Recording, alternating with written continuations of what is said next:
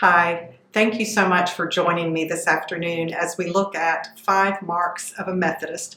This is our Lenten study at Church Street United Methodist Church. The book is by Steve Harper, 5 Marks of a Methodist. You can order it online or just listen to me talk about it, that's fine.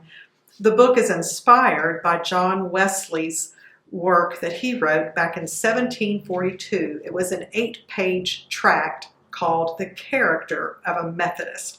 And it was really a defense and an explanation of the Methodist movement. Methodist was not a flattering term. Methodists were made fun of because of how they met together all the time and did their good works and their study and their prayer. And so the question was, well, what is a Methodist? And John Wesley wrote in 1742, and you can go online and find the whole thing, but I'm just going to read a little bit for you.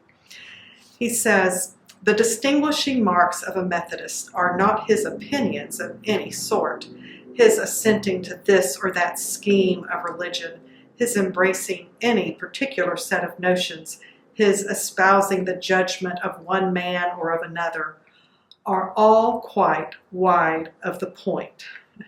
He goes on to say, after saying many times what a Methodist is not, he says, "What then is the mark? Who is a Methodist? A Methodist is one who has the love of God shed abroad in his heart by the Holy Ghost given unto him, one who loves the Lord his God with all his heart and with all his soul and with all his mind and with all his strength.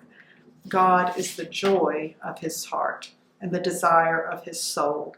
You can read more of that in the book in chapter 1. Thankfully, Steve Harper writes in more contemporary language. The challenge for me after reading chapter 1, that the mark of a Methodist is one who loves God, is how rarely I say, I love God. I love God. I don't express that very often. I will talk about I love the church. I love serving in the church. I love the people at this church. I love my Sunday school class. And maybe those are things you say. But after reading this chapter, we ask the question, where does that love originate? I know many in my Methodist tradition who are exemplary in showing love to neighbor. You shall love the Lord your God with all your heart and your neighbor as yourself. But what does it mean to say that we love God? Why is it easier for us to talk about loving the institution or loving people than to say, I love God?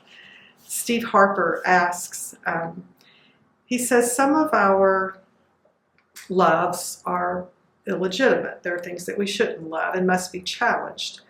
But even when we embrace genuine loves, we must allow God to ask us if they flow from a divine center or if they are a random collection of deep affections.